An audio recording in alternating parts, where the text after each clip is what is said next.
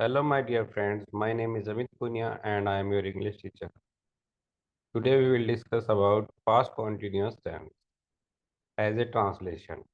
तो दोस्तों, हम ट्रांसलेशन की सीरीज में पास्ट कॉन्टिन्यूस पे पहुंच चुके हैं और आशा करता हूं कि आप मेरे साथ इन वीडियोस में और जो मैंने टेक्स्ट रिटर्न कर रखा है उसके गो थ्रू होकर अपने टेंसेस को और मजबूत और स्ट्रोंगर बना रहे हो। तो दोस्तों शुरू करते हैं। मैं कल श्याम से किताब पढ़ रहा था। कौन किताब पढ़ रहा था? मैं, यानी कि आई हुआ हमारा सब्जेक्ट। रहा था आया है दोस्तों, रहा है, रही है, रहे हैं। Present continuous. रहा था, रही थी, रहे थे। Past continuous. रहा होगा, रही होगी, रहे होंगे। Future continuous. तो दोस्तों चूंकि ये पास्ट कॉन्टिन्यूस है इसलिए इसमें रहा था आ गया लास्ट में, जो इसकी आइडेंटिफिकेशन है कि यह एक पास्ट कॉन्टिन्यूस टेंस है। एंड अब हम क्वेश्चन करेंगे, मैं क्या कर रहा था? पढ़ रहा था। पढ़ना को क्या कहते हैं दोस्तों? रीडिंग। क्योंकि इसमें आईएनजी फॉर्म लगेगी रीड की, इसलिए रीडिंग। क्योंकि प्रेजेंट कॉन्टिन्यूस कोई सा भी हो उसके अंदर वर्ब की फर्स्ट फॉर्म प्लस आईएनजी लगती है। और वो क्या पढ़ रहा था? एक किताब। यह हुआ हमारा object. Yesterday evening. Yesterday evening क्या है? एक टाइम है, यानी कि जिसको हम कह सकते हैं एडवर्ब ऑफ टाइम। तो कंप्लीट सेंटेंस क्या हुआ? I was reading a book yesterday evening. अब बात करते हैं नेगेटिव की। हम मैदान में क्रिकेट नहीं खेल रहे थे। कौन मैदान में क्रिकेट नहीं खेल रहे थे? हम। वी हमारा सब्जेक्ट। हम क्या नहीं कर रहे थे? खेल रहे थे। खेलना यानी कि प्ले। प्ले की आईएनजी फॉर प्लेइंग। तो वी के साथ हमें पता है आई, वी, यू, दे। और प्लूरल नाउन के साथ वर्क का प्रयोग होता है आई, ही, सी, इट। और सिंगुलर नाउन के साथ वोज का प्रयोग होता है। तो दोस्तों वी हमारा सब्जेक्ट है इसलिए हमने लगाया वर्ब, और नेगेटिव होने के कारण नॉट। और खेलना हमारी वर्ब है, उसके यूनिफॉर्म प्लेइंग।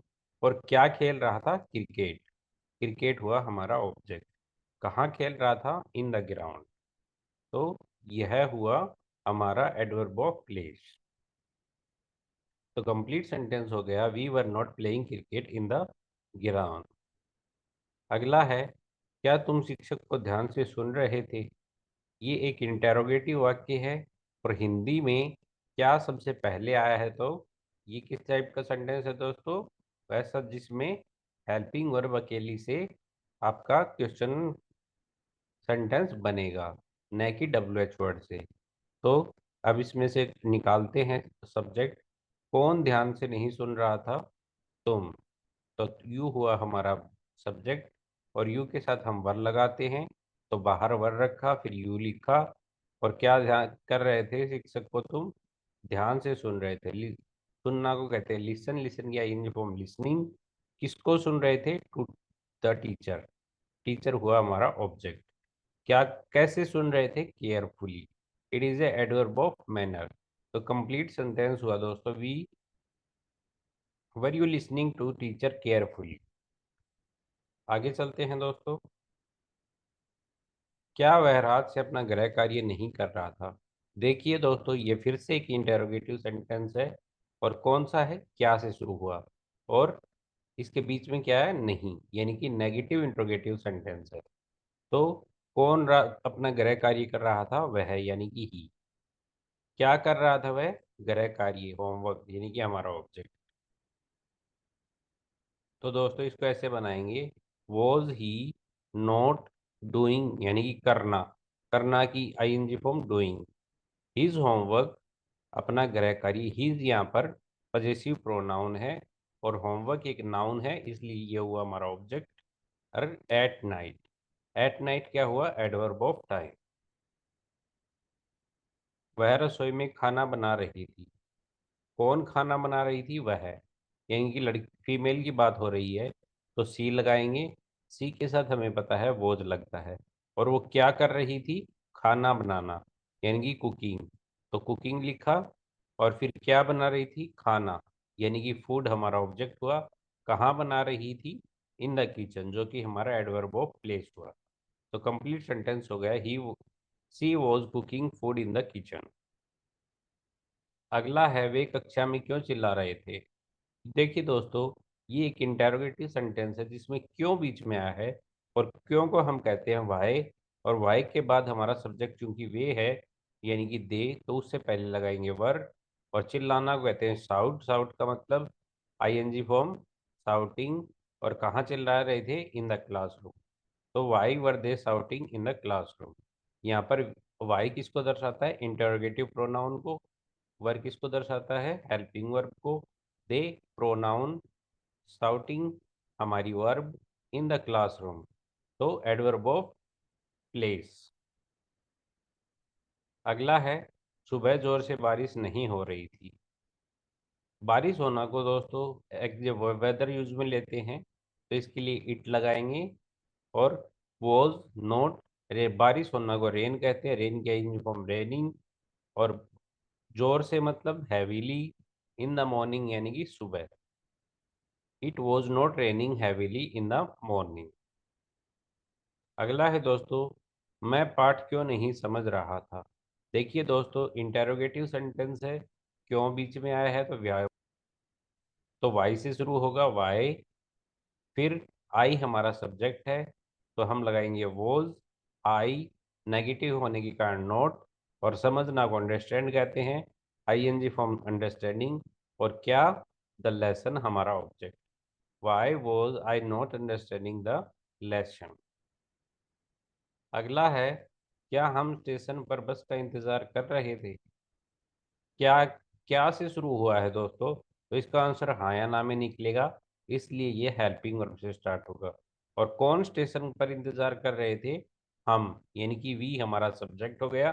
तो वी के साथ हम वर लगाते हैं, तो वर वी। और क्या कर रहे थे? इंतजार। इंतजार को वेट कहते हैं, वेट के एनजी फॉर्म वेटिंग।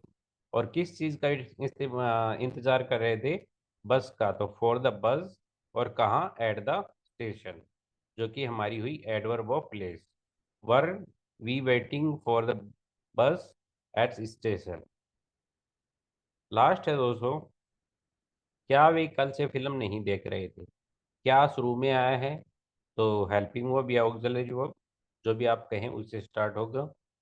और दे, वे हमारा सब्जेक्ट है, इसलिए दे लगाएंगे। नेगेटिव होने के बाद जस्ट सब्जेक्ट के बाद नोट लगाएंगे।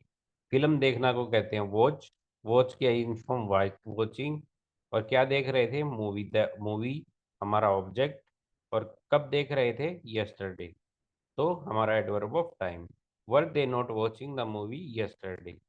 तो दोस्तों, आज की एक ट्रांसलेशन एक्सरसाइज यहीं पे ख़त्म करते हैं।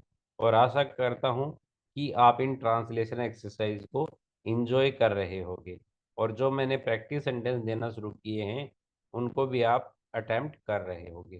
तो दोस्तों, आप कंसिस्टेंटली अपनी इंग्लिश के लिए दिन में 1 या 1.5 घंटा या 2 घंटा, जितना भी आपके पास टाइम है, उस हिसाब से, चाहे वो आधा घंटा ही क्यों न हो, आप कोई ना कोई एक्सरसाइज कीजिए। जैसे कि ये translation exercise, spoken exercise, verb exercise. तो दोस्तों, इनके थ्रू आपकी इंग्लिश ऑटोमेटिकली इम्प्रूव होने लगेगी।